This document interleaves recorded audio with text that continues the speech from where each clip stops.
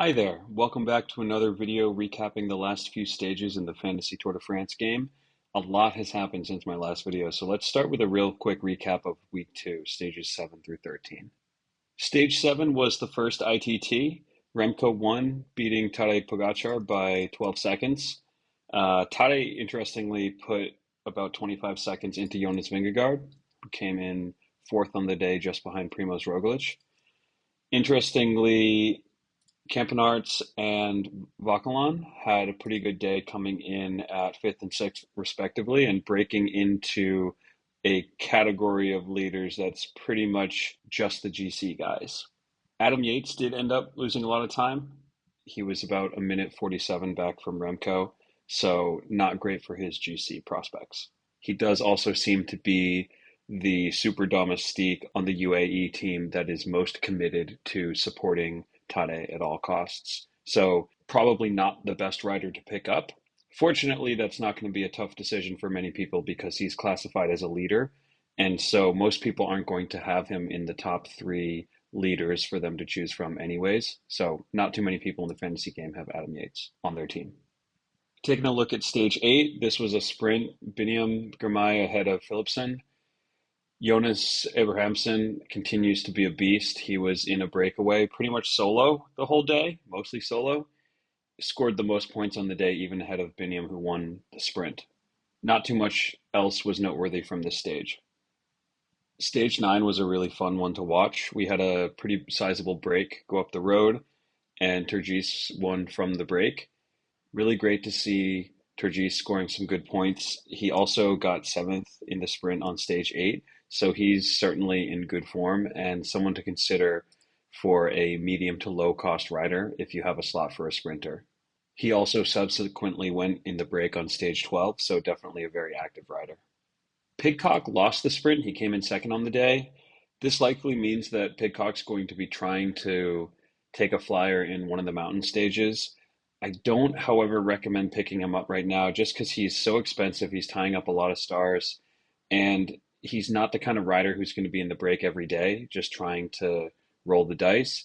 He's going to be targeting some specific stages and going all out for those specific ones. And I don't know which ones they are. So unless you think you have a really good read on what Pidcock's targeting, I would stay away from him for now, even though he is looking to be on pretty good form, especially now that he's going to be hunting stages rather than trying to stay up in the GC. It's easier for him to make an impact on these break days. Stage 10 was another sprint. This time it was Philipsen ahead of Girmay.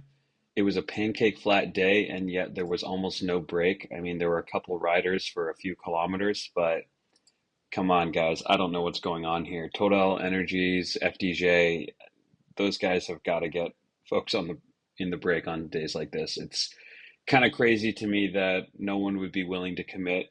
It seems these smaller teams are really invested in their second or third tier sprinters, and so they're going all out to try to get a sprint. But I don't know how much of a strategy that is when you've got Philipsen and Girmay that seem to get first and second on every stage.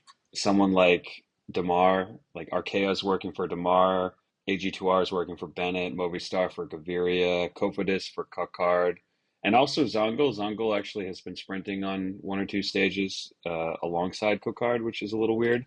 Picking up a few points, not too bad if you have them. But I don't know what these teams are doing. They're really making it hard for me to predict who's going to be in the break on which days. In any case, it was a pretty boring stage. Philipsen ahead of Girmay. Stage 11 was much more interesting. If you haven't seen this stage, definitely go back and watch it, or at least watch the highlights on YouTube. It was fantastic. We got a real good old-fashioned GC battle. We got a Pogacar attack. He dropped Vingegaard in the last 700 meters over the top of the Puy-Marie, pushed it on the descent, put 35 seconds into him. At the bottom of the descent, I kind of felt like the tour was over in Tadej's favor. But over the next climb, Vingegaard clawed him back easily. Not too long of a climb even, not too steep of a climb even. He clawed back all that time before the top of the next climb and then proceeded to beat Pogacar in a two-up sprint at the end of a hard mountain stage. So that should be the place where Tadej is most easily taking some time on Jonas. Those bonus points that are on offer at the end of a mountain stage. But Jonas beat him fair and square in that sprint, which was super impressive and made me almost think that the tour was over in favor of Jonas by the end of that stage. So it's really good for both the entertainment factor of watching the rest of the race, but also for folks who are looking to shift some fantasy points out of the sprint domain and into the leader domain. Jonas hasn't been such a clear pickup for most people in the fantasy game yet. However, on stage 11, he certainly put himself on the radar, and I expect probably every serious competitor to have Vingegaard on their team ahead of tomorrow's stage, stage 14, but we'll talk about that in a few. Noteworthy here, Ciccone did finish fifth on the stage ahead of Carlos Rodriguez and the big domestique group, Almeida, Yates, Landa, etc. He's looking really good. This is potentially a good rider to pick up. He's in the top 10 on GC and he's showing really good legs. However, as far as the fantasy game is concerned, I feel like he would be a clearer pickup if he was not so high in GC and if he was targeting polka dots like he did in years past. But certainly Ciccone is one of the top riders in the race right now, and we got to keep our eyes on him, see what happens over the next couple days. Derek G and Simon Yates lost time, dropped down a few spots in GC. Uh, they weren't great pickups anyways, but certainly if you have these two guys, you might want to be second guess that opinion, considering that they tie up one of your few leader spots that you can have on your team. You definitely want to be looking at these top guys. Healy and Lescano definitely look to be the best of the break.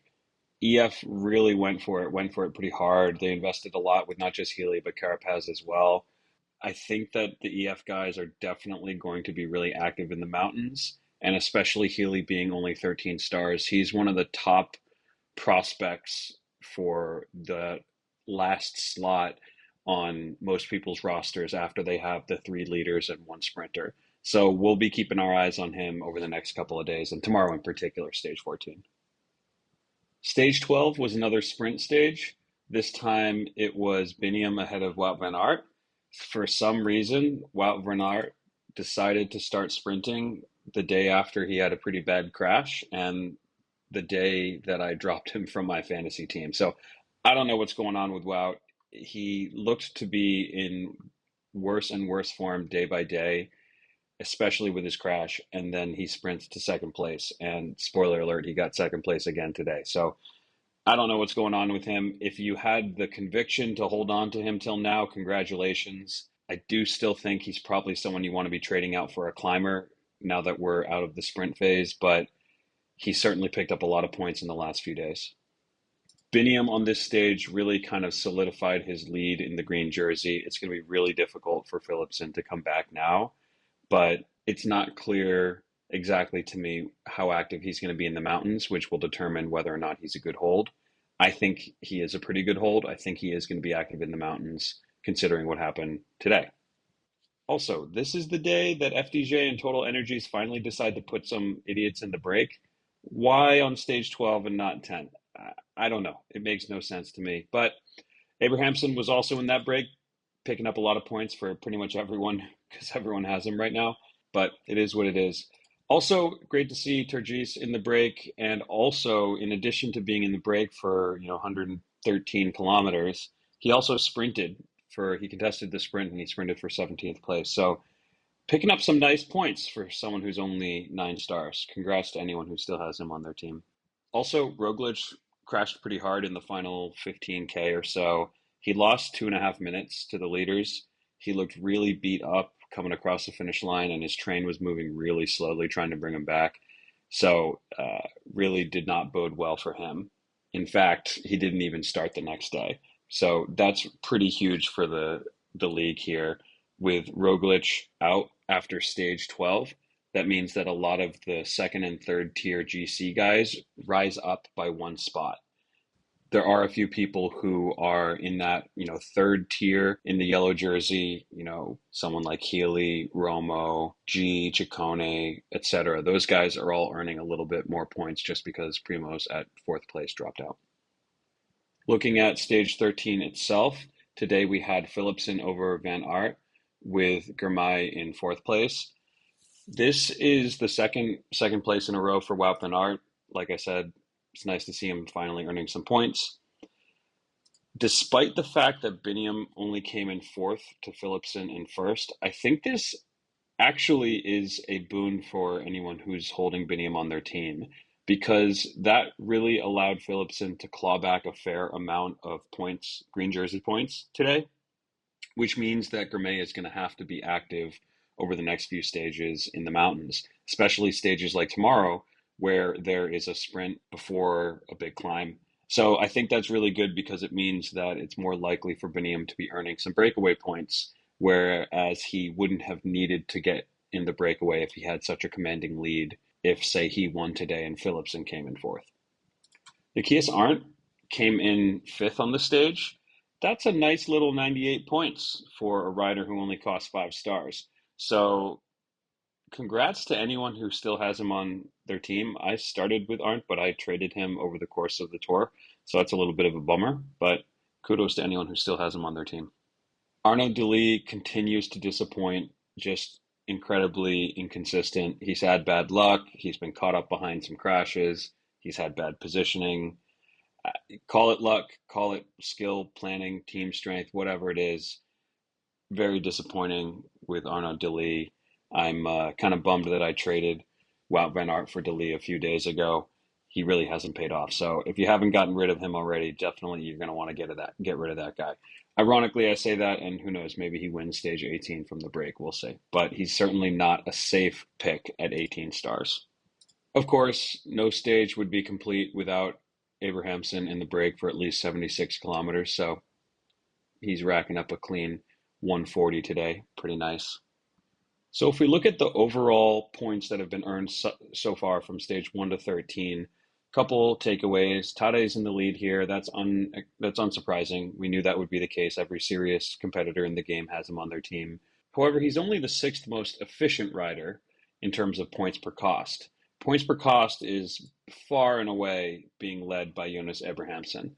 If we sort by that metric, you can see that he's worth almost 4 times as many points per star as Tadej Pogacar, who's the highest scorer in the league. So Abrahamson, he's the breakout star of the league for this year's tour. All right, going back to total points. Noteworthy, Biniam is the most prolific point scorer in terms of finishes. He's got the most amount of points. And that also means that his stage winner or stage points is pretty high. So he's the highest stage points and second most efficient stage points after Abrahamson. He's won 3 stages. He's come in second on a few other stages. He's really the breakout star. And in fact, probably the one sprinter you're going to want to keep on your team as we go into the mountains.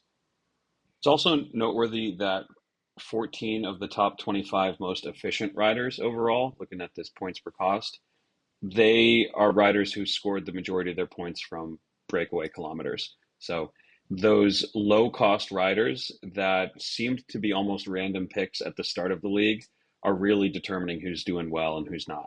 If you picked Vandenbroek, if you picked Abrahamson, if you picked, someone like Javier Romo, these are the guys that are going to be putting you at the top of the standings right now. And it's not necessarily too late to pick these guys up, but we are really shifting phases of the tour right now, going from a predominantly flat phase of the tour to a predominantly mountainous phase of the tour. So it's not necessarily clear that folks like Abrahamson will continue to be the rock stars that they were in the first week and a half. However, if you have them, don't drop them, especially because they're still earning points in the jersey competitions. Speaking of which, if we sort by jersey points and just look at today, so from stage 13 onward, then you'll see a couple noteworthy points here. Tadej and Remco continue to be at that top tier around 90 points per day, where C-Rod and Vingegaard are in the second tier at around 60 points per day. These four are coming a little closer together. Abrahamson's dropped down a little bit, but he's still picking up a really nice 50 points every day, regardless of what points he earns on the road. And a couple of the domestiques, Almeida and Jorgensen in particular, are close on his heels. Almeida has crept up to 45 points per day as of today, and I do expect this to increase as we get into the mountains and the GC groups are going to be picking up some mountain points.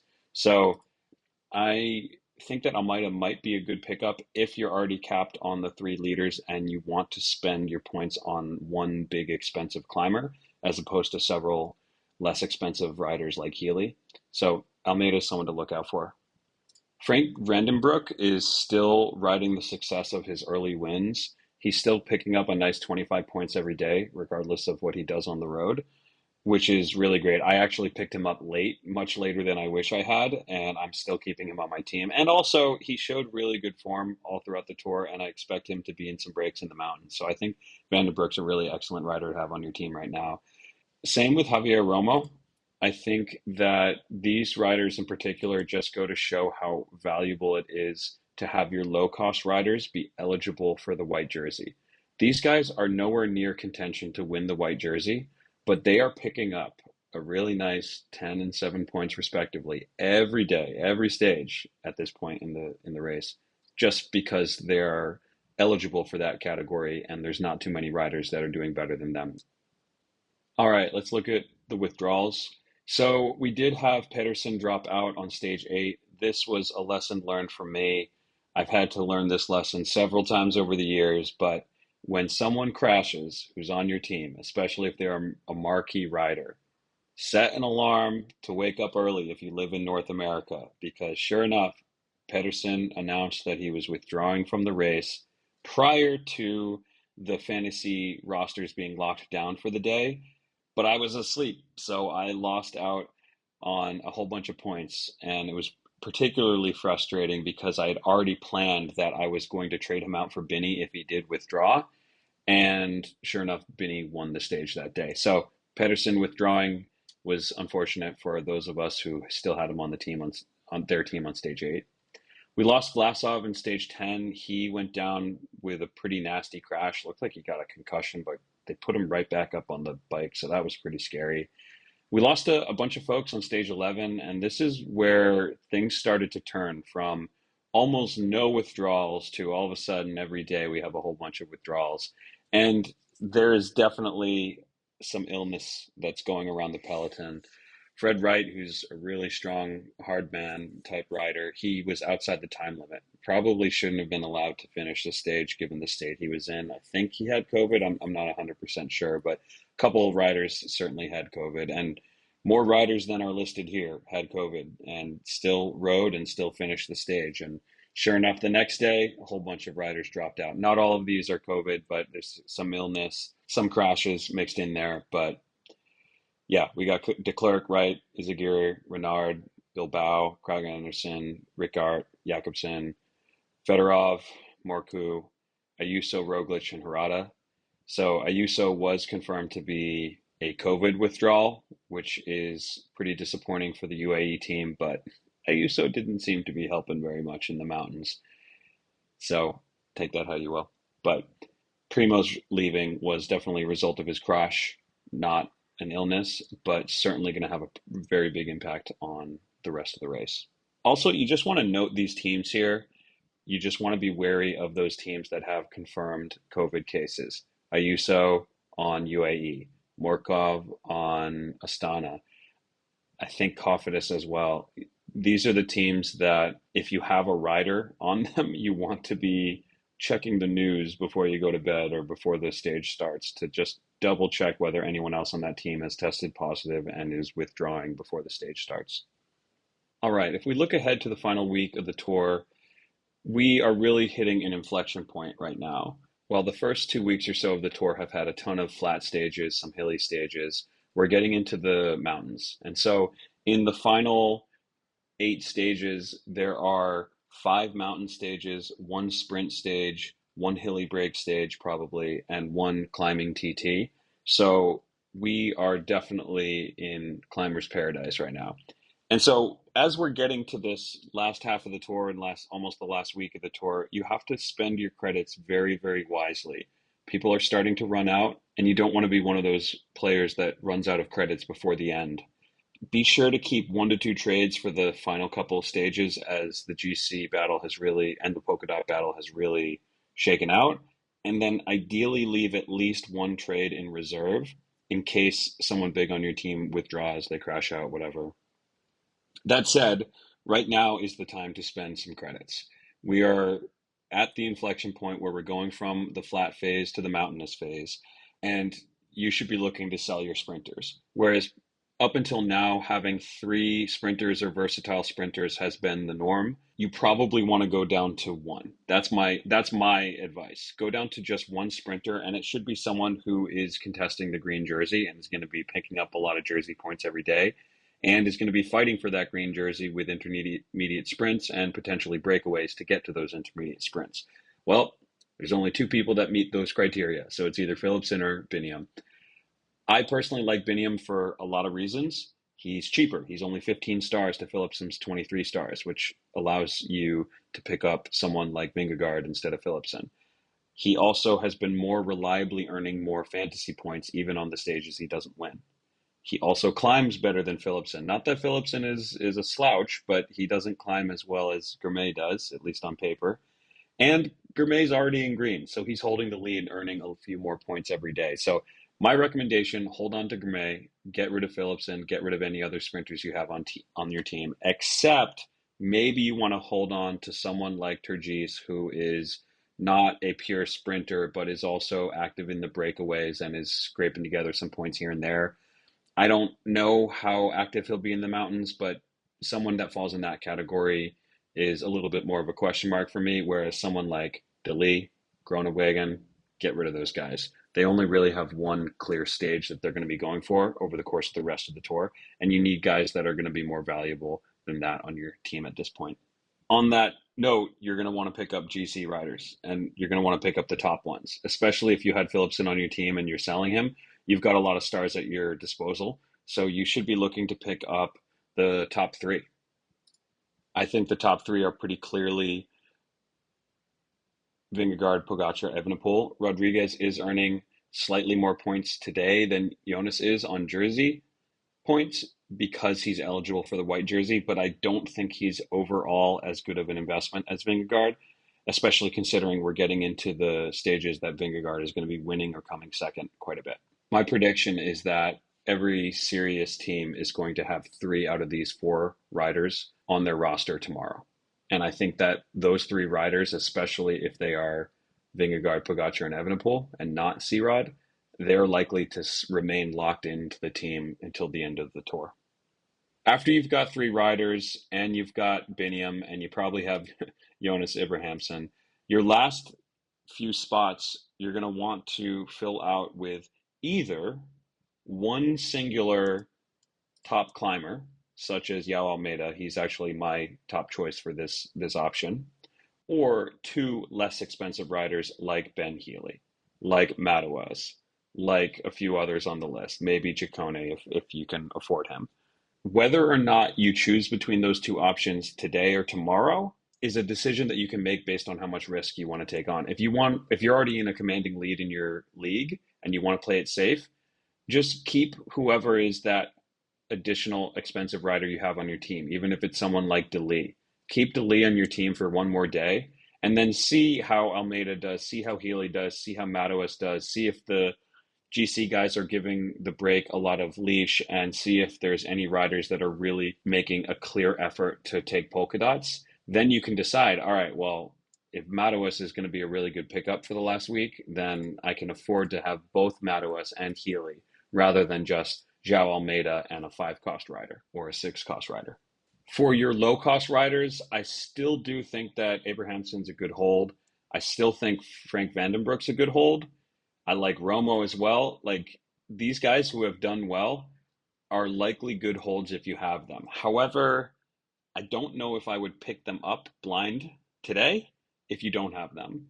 If you have another low cost 6 or 7 cost rider, you have Nelson Oliveira or someone like that, I don't think that you need to spend a trade right now to pick up one of these riders. They're potentially past their peak, and even though they're great holds at this point, they might not be as valuable as spending a trade to get rid of a sprinter and pick up one of these top leaders. So that definitely is your priority.